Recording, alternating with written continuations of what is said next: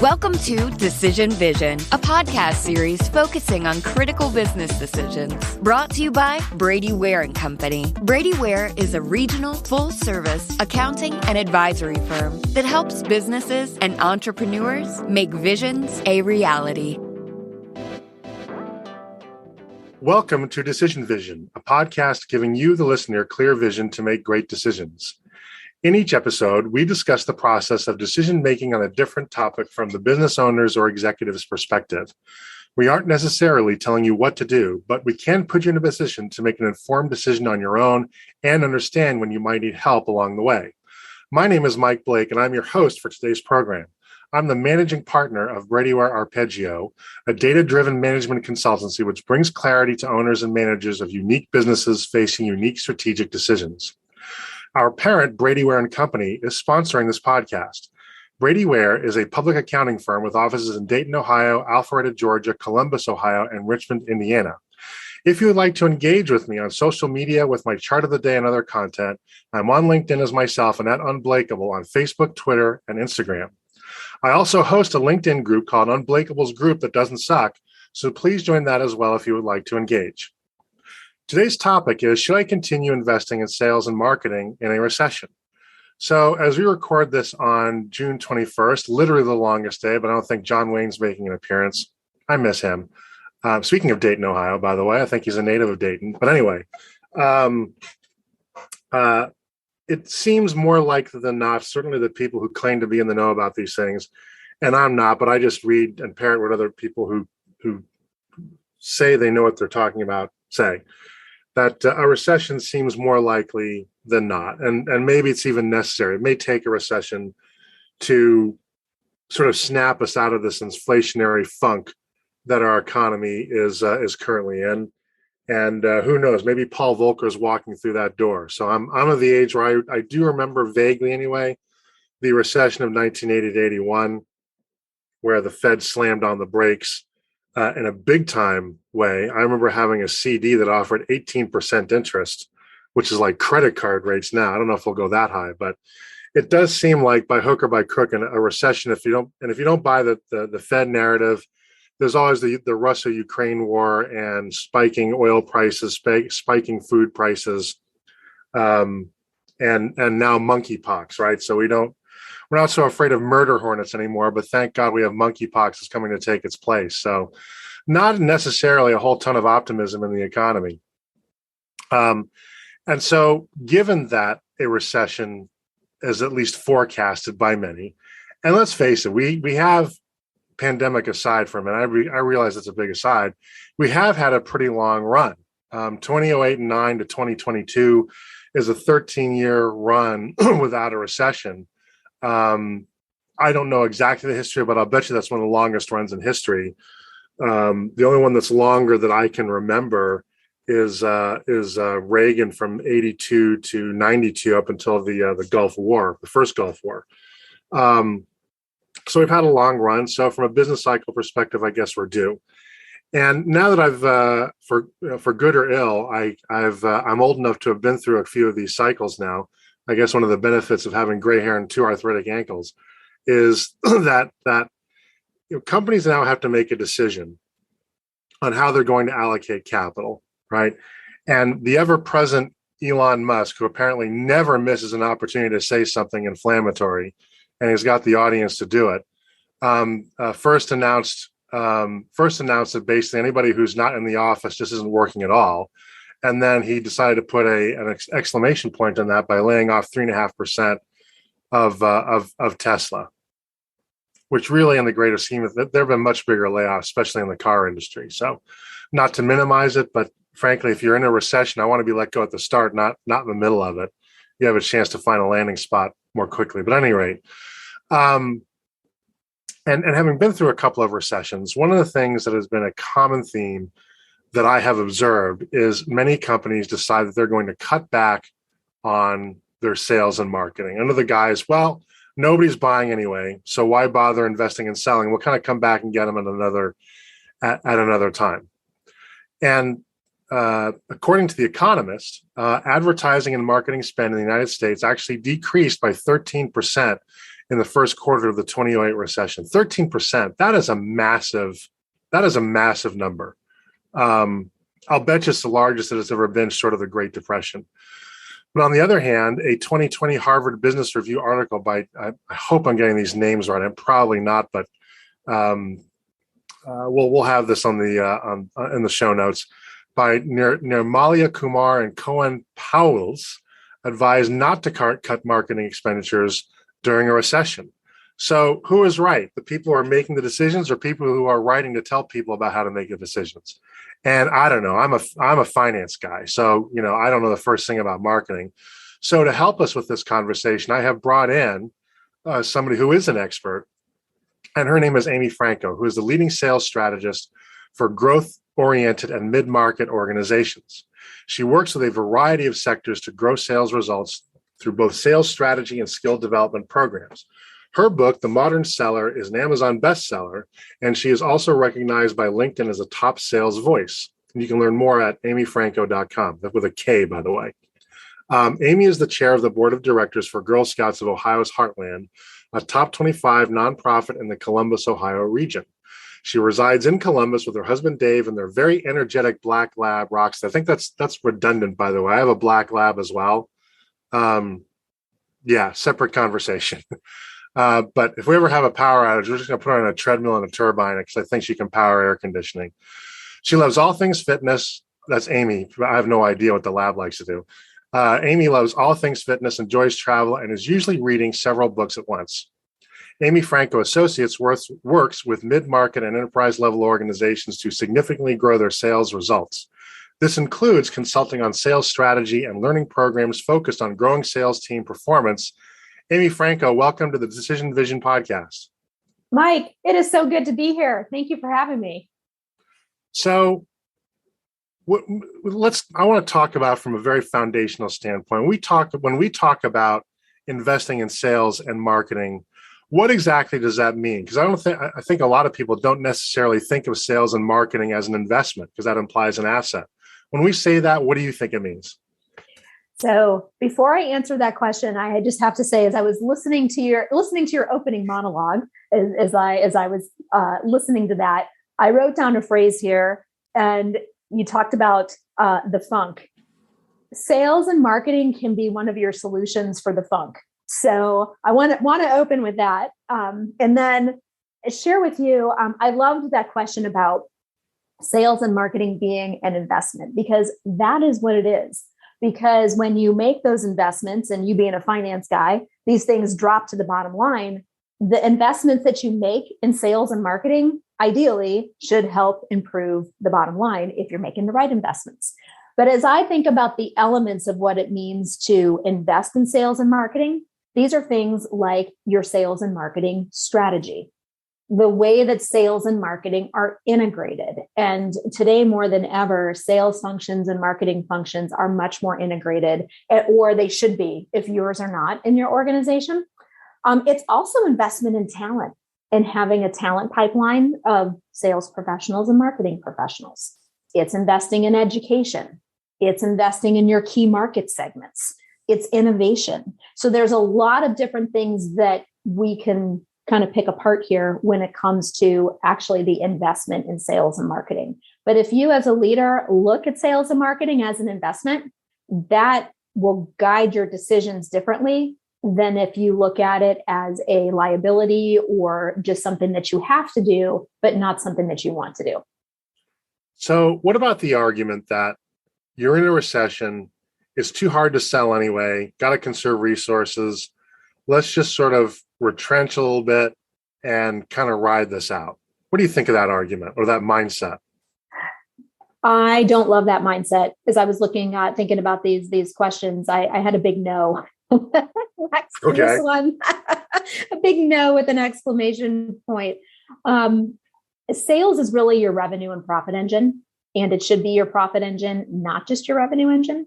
And marketing is your awareness and your lead generation engines.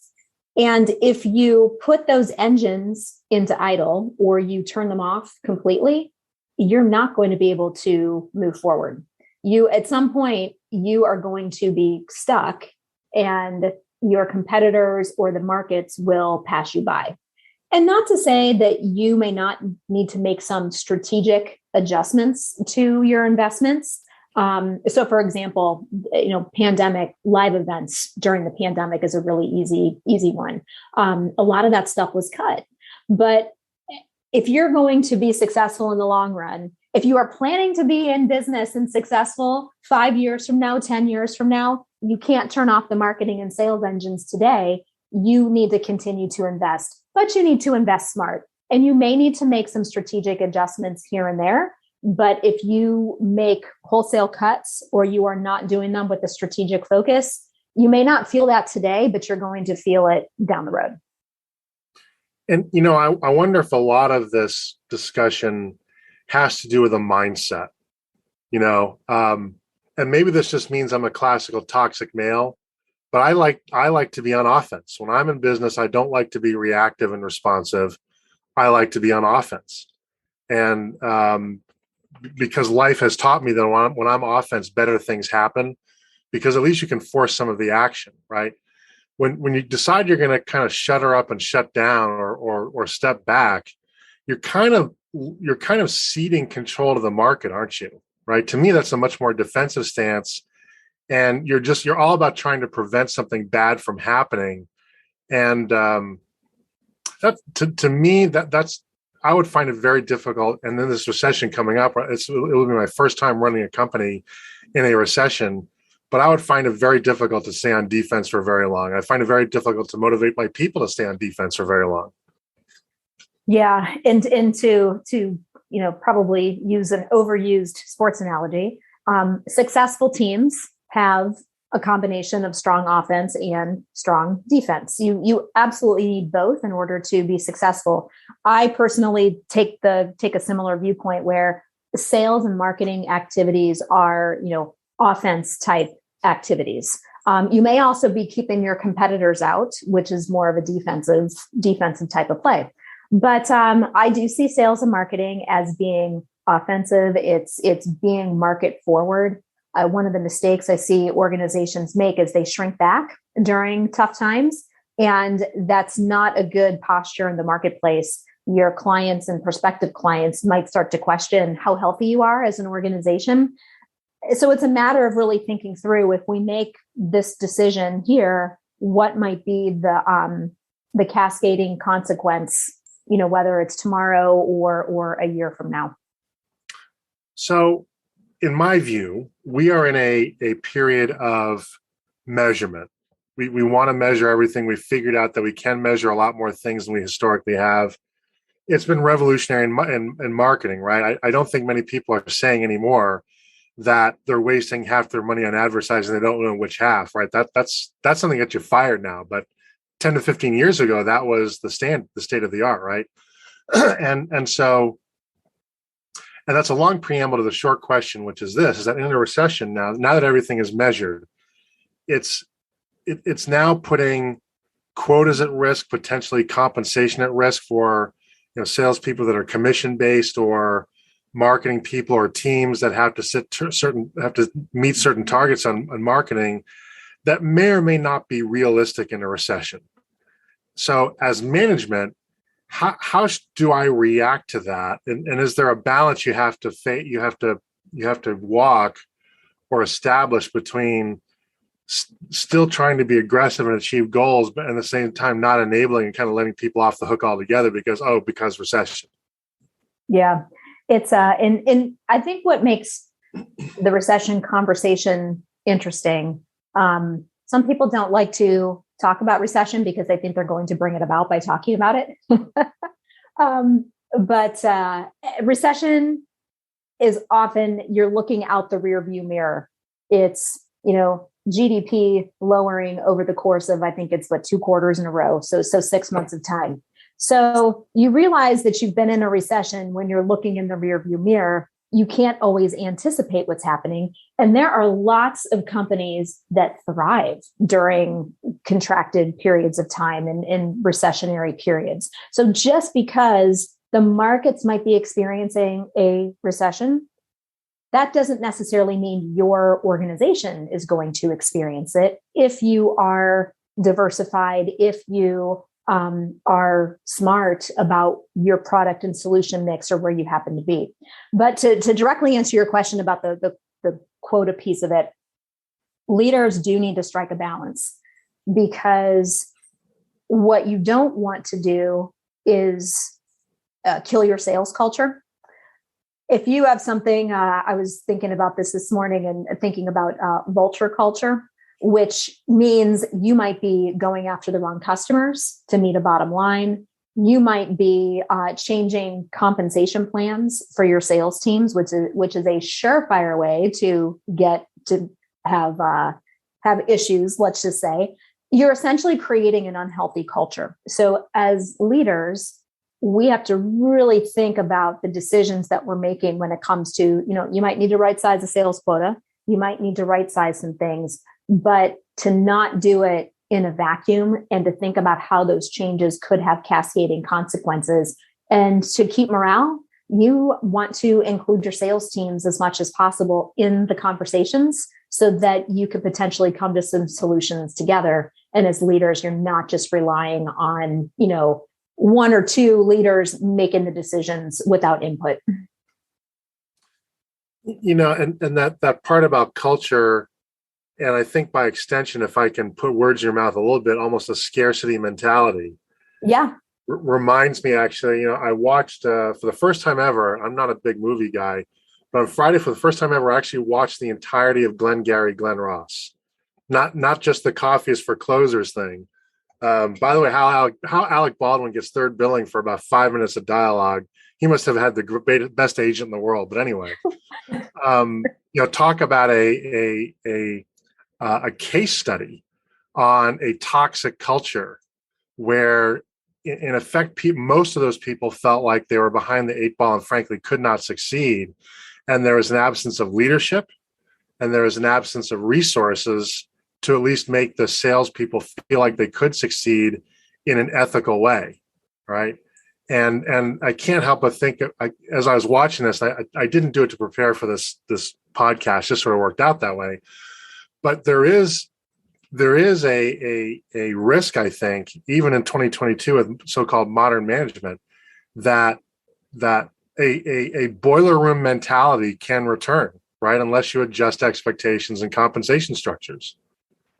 Yeah. And there are plenty of tales of caution out there of those types of sales cultures that might work in the short term, but for the long term, you hurt your culture, which takes a long time to rebuild, and probably would also mean a turnover in leadership to do that rebuild. And you risk losing market share. So you might be chasing something for the short term, but for the long term, you lose out.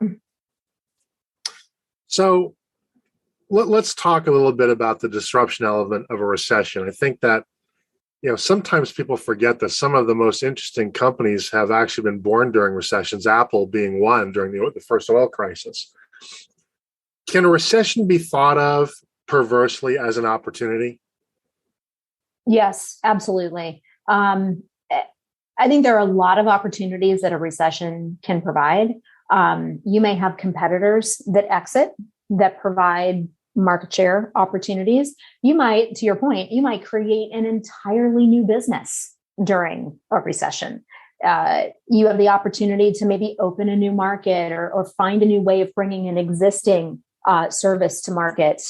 If you're a company of strong cash reserves, you might be able to invest where others aren't. I was, to prep for our conversation today, I was just doing a little bit of homework on the types of organizations or types of businesses, I should say, that really thrived during the pandemic. So these can be lessons for all of us, even if we aren't in these industries. So like the cleaning industry, the delivery industry, the fitness industry, COVID remote testing, that type of industry. Those are examples of industries that really grew during the pandemic. And now the job of those companies is to continue to capitalize on that. And obviously there are other challenges around supply chain and staffing shortages. But just because we might be in the midst of a recession, if we do look at it as an opportunity, and that comes back to your comment about mindset, we can choose how we look at it. And then if we choose to look at it as an opportunity and we use our actions and behaviors as leaders to look at it as opportunity, then we're going to be in a much better position to actually find the opportunity versus just shutting our mind and shutting our eyes to finding them.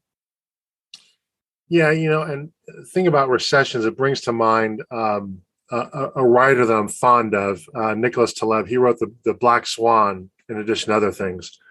He also wrote another book called Anti-Fragile, which is effectively a book about resilience. And he made a fascinating observation, which I think is so profound, which is the difference between organisms and mechanisms, is that mechanisms as they are used depreciate and deplete. Organisms as they are used actually become stronger, right? So, people, as we use muscles, for example, they become stronger. Under stress, they become stronger. But machines under stress become weaker, more fragile, have to be, maintained and overhauled, right? And I wonder if there's as I think about this upcoming recession, I think about and wonder, is that an opportunity for us to become stronger, because it is going to create stress, and stress actually can produce very useful things. What do you think about that? That's such an interesting observation. And it's reminding me of a conversation that I had with another sales consultant. I was interviewed on his podcast. His name is Victor Antonio, and he has an excellent podcast called The Sales Influencer for anybody who's interested in those topics. And what we were talking about, the observation was that in the last year or so, with things like supply chain shortage, human resource shortage, like staff shortage, we've both talked to so many organizations where sales professionals were saying, I have so many orders, I can't even fulfill the orders that I have because we have supply chain problems. We are growing like crazy because there's so much demand for our service or our product, fill in the blank. Now what you're seeing, and this was his observation, which ties to what you just shared, is what sales skill atrophy, if you will. The muscles have not been used because they haven't had to be. And now we might be entering a period where we have to flex those muscles again, but it's going to take a few more workouts to get that strength back. So it's a really interesting scenario. The people that have continued to work out all through this and keep those skills, whether it's a leader making the investments or an individual continuing to sell, they're the ones that are going to thrive. Whereas you're going to see a lot of organizations that have had that atrophy, and they're going to have to figure it out. I think that's fascinating. I think that's a really smart observation, because in a boom time like we've had, I do think that it's been a good time for order takers, right? But in a recession is when you really appreciate the order makers, right? And you're right. If you have not been flexing that, and COVID is a perfect example, right? I went to my first networking meeting about, I guess it was last month, in about 2.5 years.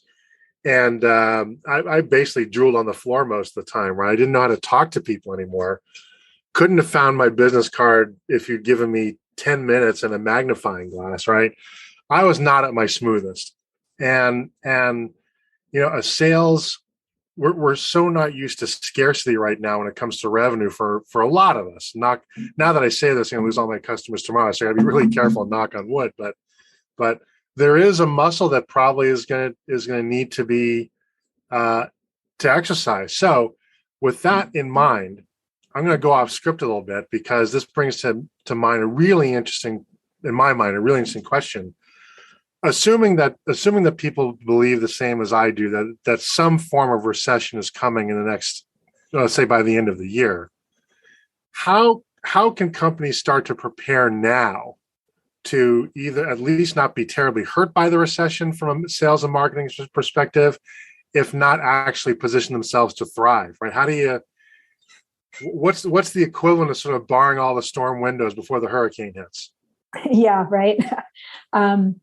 So where I would counsel my clients to start is, you need to get out your sales strategy and you need to get out your marketing strategy. And hopefully those two things exist. in your organization. So if they exist, you need to pull them out. And this is the time to take a look at them and to determine where you are and where you want to go into the future.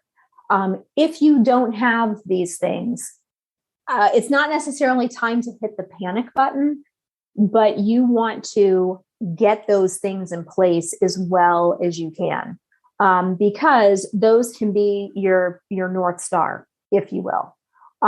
So that's where I would counsel my clients to start. The other thing I would counsel my clients on is to not pivot too hard, because I've seen organizations chase unproven markets where either they haven't done their research on what the outcomes could be, or they don't have enough of their own market share or visibility in those unproven markets. You can squander resources without return. So you want to take a look at where those resources are being invested, and you want to take a look at your numbers. Where are you investing in sales? Where are you investing in marketing? Do you have the return on those investments? So those are a few places that I would counsel my clients to start. So what are the landmines? What are the most common mistakes that companies do make in terms of responding to a recession from a perspective of investing in sales and marketing? Yeah, I think the word react, really, comes to mind. It's being reactive instead of proactive, and not staying the course with the strategy that you've designed. And not to say that strategy should be stagnant. I am working with clients who are working on strategy that's maybe a year to 18 months. So I will work with clients on their sales strategy. And you want to stay the course, but you also want to take a look at what are the returns on those different investments. So I would say a mistake is to not know your numbers when it comes to sales and marketing return. One of the things that I see organizations do pretty regularly, and it's not necessarily a comment on the recession. It's really easy to hang on to resources, whether they are people resources or other types of investments that aren't performing. They're dragging on the organization in some way, shape, or form, whether it's organizational morale or dragging on the bottom line, and not being proactive with that. That hurts more during a recession, but I see it regardless of what the economy happens to be doing. And that's a very common mistake. That's interesting, because one of the benefits of recessions is it does sort of separate wheat from chaff, right? And though sometimes you can put up with mediocre performers because the recession allows you to do it. But boy, recession tends to reveal people's shortcomings, especially on the sales and marketing side, pretty quickly, doesn't it? It can. And this is where even really high performers, elite performers, aren't immune to things that happen during a recession. I have seen very elite performers, just the industries that they are selling into have hit slumps. And some industries were hit much more heavily than others during the pandemic. So again, that is to your point, where you separate the elite high performers from the others, because the elite high performers, whether it's in a sales function or a marketing function, they're the ones that are going to be more resilient. And they're the ones that are going to say, all right, things do not look good right now. I might be at 50% of my number, or maybe even less, but here's what I'm doing. Here's how I'm thinking. Here's what I'm going to go into the market with. And they aren't letting it stop them from thinking creatively and being strategic. They're not just going to sit back. So in the absence of seeing hard performance numbers, like reaching a quota or numbers of leads generated from a marketing campaign, this is where leaders have a great opportunity to really get to know what their individual folks are doing and what their thought processes are and how they're approaching, because that's going to tell you a lot about how they'll recover when we do come out of whatever the latest disruption is. What's an example of a company that got marketing and sales right during the last recession? Can you think of one? Well, this may not be a recession conversation, but I think it's a unique and interesting story that just speaks to kind of staying the course with strategy. And it's an Ohio company. It's Gojo Industries, which is up in the Northeast Ohio area. And having been a family owned business. You may not know who Gojo is, but you probably know the brand Purell. Purell is on par with brands like Kleenex and Coke. It's not hand sanitizer, it's Purell, right? But there was a time where that was a market, not a market, it was a loss leader for them. And it took them about a decade to get that product to where it is today, to profitability.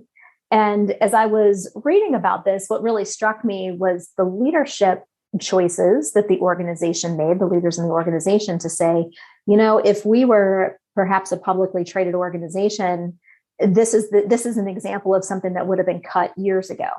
But we really believed in it, and we wanted to continue to bring it to market, even though it took the time that it did, and that investment paid off. Now, that's not necessarily a recession story. It is a story of understanding what your company values are and where you want to invest your resources and those decisions that you make from there. But again, some of those industries, we could take some real lessons from industries that have thrived during pandemics. And I mentioned a few of them, but a couple others are like healthcare, telehealth, behavioral health, things like that. What are the lessons we could take from those and apply to our own businesses? Your observation draws me to an observation. I'd love you to react. I wonder if from a purely strategic perspective, privately held companies actually have more freedom to operate in terms of recession and making investments, because they at least have the freedom. Maybe they do or don't do this, but they have the freedom to think in 5 and 10 year increments. Whereas in the public company sector, right, when a recession happens, you are expected to slash and burn. That's what Wall Street wants to see. That's where people's bonuses are going to come from in terms of stock price, right? And not necessarily financial performance directly. Could the case be made that private companies actually have an advantage over public companies during a recession? I think you can make the case that there's an advantage there. I think there's also an advantage to, I think smaller organizations could have an advantage. They may not have the deep pockets, if you will, of larger organizations, but they can often be more nimble and more creative because they're not constrained by their own mechanisms, right? They have that ability to be a bit more creative. I agree. I think a privately held company could absolutely have an advantage. And even in up times, publicly traded organizations are often running quarter to quarter and making these adjustments and pivots to product mix, how they're incentivizing sales teams, what product focus or solution focus they're going to put their time and attention toward, because external forces are pressing down on them to make those decisions. Whereas a privately held organization, they're going to have internal pressure, but they can make those decisions from the inside out versus the outside in. So you've brought up a term a couple of times that I want to pause on for a second, because I do think it's really important.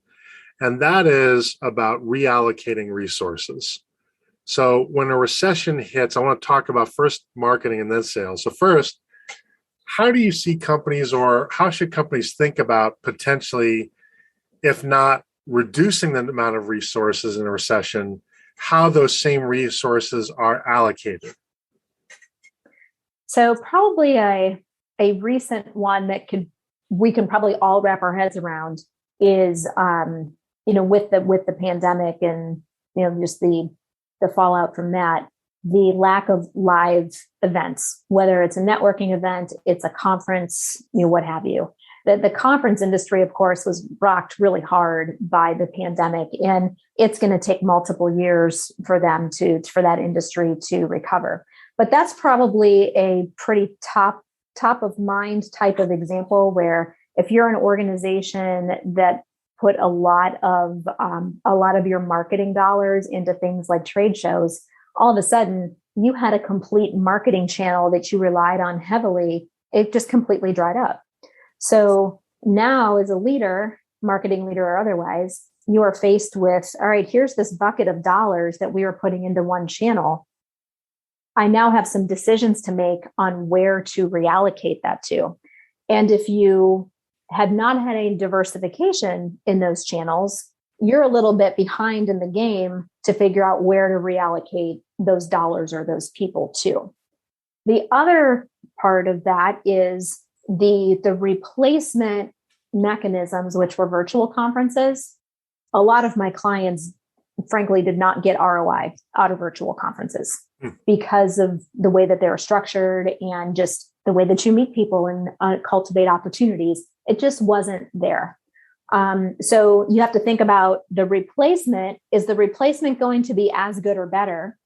And if I have this bucket of dollars and I'm going to pull it away, am I going to pull it away permanently? Or am I going to maybe put a portion of those dollars back as things start to come online? So that's an example of where leaders have decisions to make about where to allocate marketing dollars. And do they want to put the pie back to where it was pre-pandemic or pre-recession, or do they make those changes permanent? So I've read that social media tends to be the weapon of choice during a recession now. Have you heard that? Is there any truth to that? Is there any validity to that? Or is it maybe? Yeah, I have a bit of an opposite viewpoint. Social media absolutely has its place. And, for anyone that connects with me, you will see my presence on social media and definitely more on the business platforms. I use LinkedIn. And I would argue that all the platforms can be used for some type of business.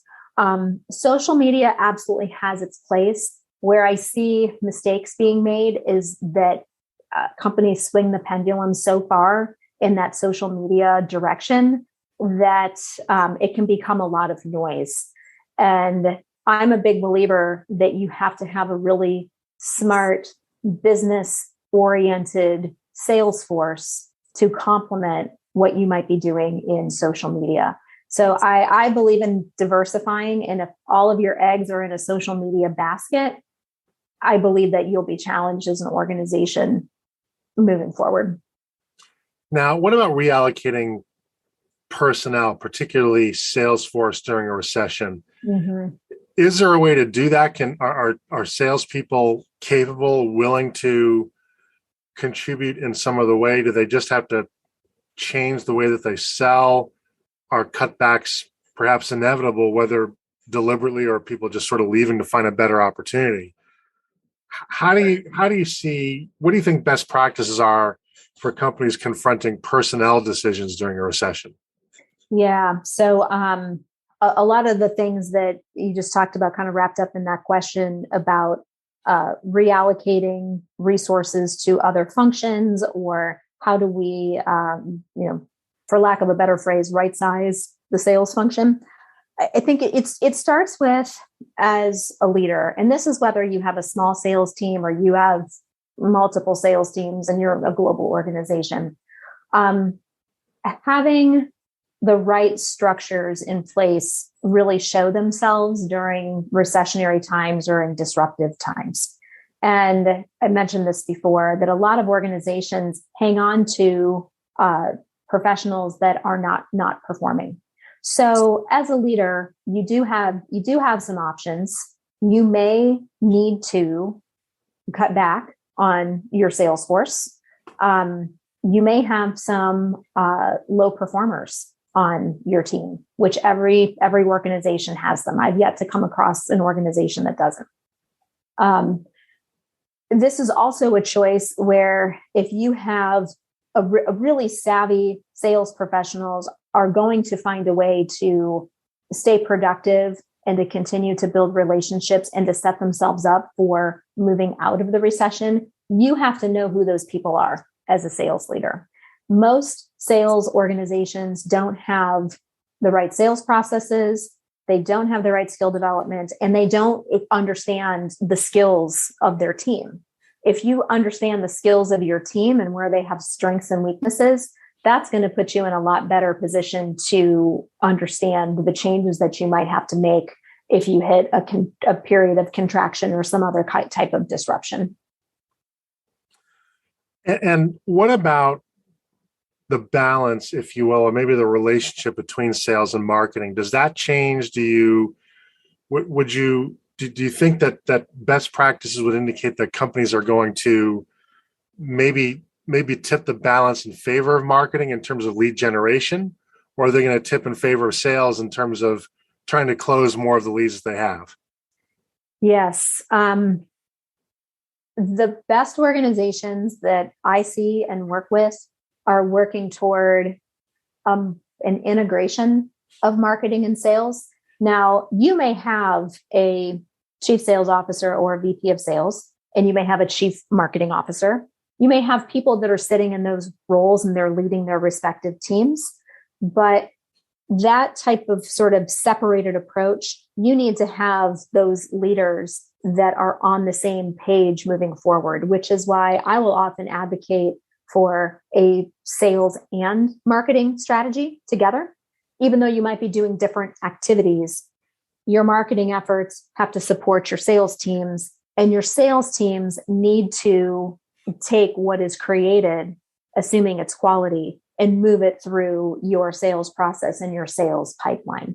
So I find a best practice to be an integrated approach to sales and marketing, where those leaders are in lockstep, and then that message kind of cascades down to the teams. And if I'm a sales professional, if I'm smart, I want to learn about what's new in marketing and what my marketing team is doing. If I'm a smart, savvy marketing professional, I want to understand what's happening in the sales landscape and spend time with my sales teams. Now, what about the choice or the decision on whether or not you're going to focus on maybe doing more business with your existing customers versus new customer acquisition? How does a recession change, if at all, that calculus?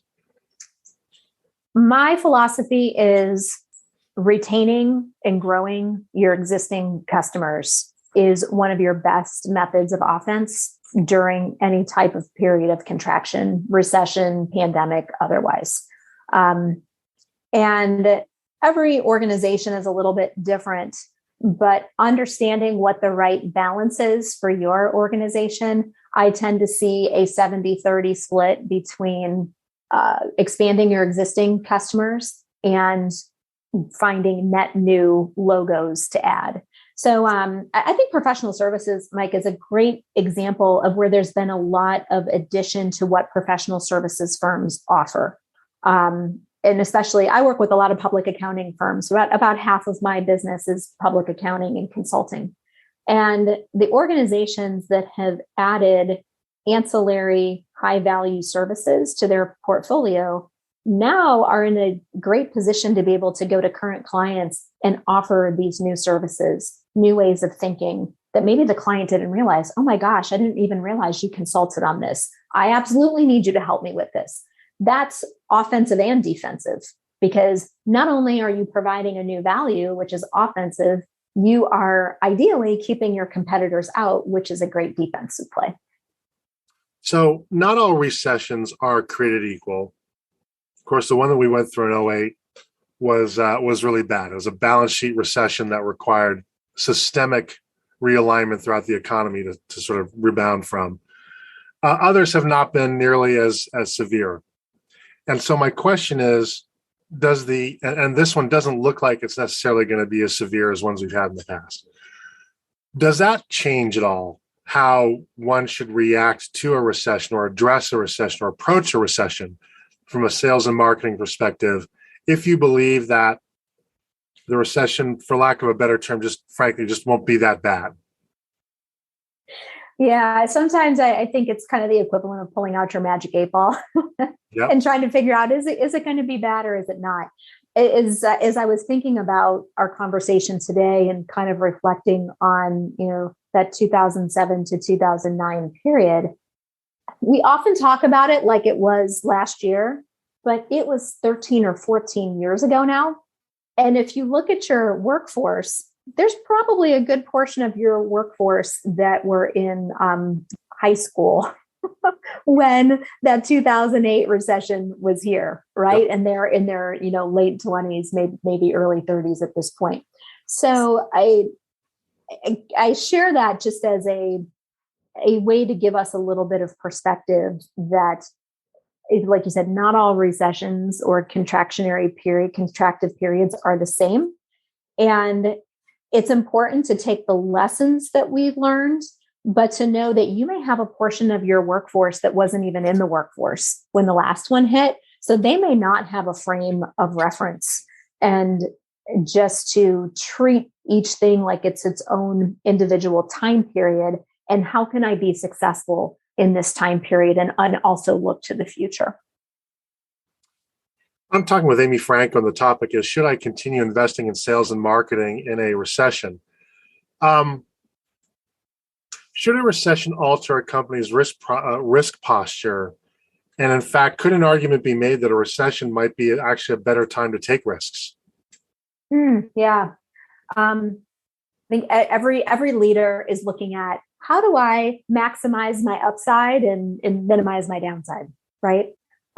So if you are looking to do that throughout your company's history, whether it is an uptime or we're hitting, a period where we may hit some downtime, if we are smart and doing scenario planning while times are good, then we can minimize our downside ideally in downturns. So yes, if you have good cash reserves, you have maintained a healthy balance sheet, you have diversified products and services, you can absolutely maximize downside. And companies are doing that all the time. It's whether or not you have put yourself in a position to be one of those companies. You've used a term a couple of times in this conversation that I want to come back to because it's a very important term, and that's pivot. How do you decide whether or not the things you need to do or should do in a recession are of a nature where you're simply rebalancing and adjusting versus a wholesale pivot, which to me implies you're just going to abandon something and do something else because the thing you were doing just isn't making it? Yeah, pivot's one of those words you could put on a buzzword bingo board. Absolutely.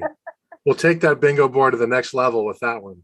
Right. So between the words pivot and nimble and agile, I feel like we have a whole new game of buzzword bingo. So yeah, how do you decide whether to pivot? Strategy, tactics, products, all of that. I think your scenario planning ahead of time can help you with that. I personally, I think that there's a balance between capitalizing on a market opportunity that can present itself during a downtime versus you pivot so hard and you put so many resources into something that isn't going to pan out. And then you find that now you have these resources that you've wasted. So your scenario planning ahead of time can be really important. Like, hey, if we do hit a downturn, what are our options? Or you're in an uptime, what are the markets telling us where we might be able to capitalize on something? And then when there is a downturn, you're in a position to do that. So it's the continually scanning the environment. So when I'm doing strategy work with clients, sales strategy primarily, we're looking 12 to 18 months out instead of, say, the traditional 3 to 5 year plan that typically gathers a lot of digital dust. And your risk tolerance will determine how hard you take, how sharp is that pivot. So before we wrap up, there's a question I want to ask you. And I'm going to admit the question is blatantly unfair. In fact, it's so blatantly unfair. And I kid you not, there's no hyperbole here. I think it's the most difficult question I've ever asked in the podcast. And this is episode 173, I think. 170. You saved this one for me? Yep. All right. Because I think you can handle it. So in a recession, the reality may be that, even though you advise a client to continue financing their sales and marketing operations, they may not have the money to do so, right? They may be losing money, right? Mm-hmm. And they've just got to cut. So my blatantly unfair, horrible question is this: assuming that the company had a clean, fairly strong balance sheet, and assuming that the business owner had fairly middle of the road risk tolerance, mm-hmm. would you go so far as to advise a client, or to yourself, if you're in that situation, to actually consider taking on external money from a bank or an investor to keep up your sales and marketing during that recession until operations can recover and pay for it on its own? That's a really good question. When I think about taking on outside money could be you're dipping into your line of credit. Yep. Outside money can be you are taking on an external investor who is putting money into your organization, and now you have another stakeholder. So there are probably a lot of considerations for taking on outside investment. So my answer to that it's a conditional yes, and here's why. I am not opposed to companies taking on or using their debt instruments or outside investment instruments if they have a really clear picture of how they want to use it. If there isn't a clear picture on how to use it, that can start to become another stressor on the balance sheet and on you as a leader, quite frankly, that you want to consider. So this is where having outside perspectives, whether it's my perspective or Mike, even your perspective with your areas of expertise, and really thinking through whether or not that outside investment is going to pay off. If the outside investment, especially if it's like a line of credit and it's a low interest rate on a line of credit, and that is a fairly low risk, then that might be an easier decision than taking on an actual outside investor who now has a say in how your company is run. So a long answer to your question, I wouldn't leave it off the table, just having very clear parameters on how that's going to play out and what your exit points are if you see it not working out. Very good. You rose to the occasion. You answered a very tough question. Thank you for doing that.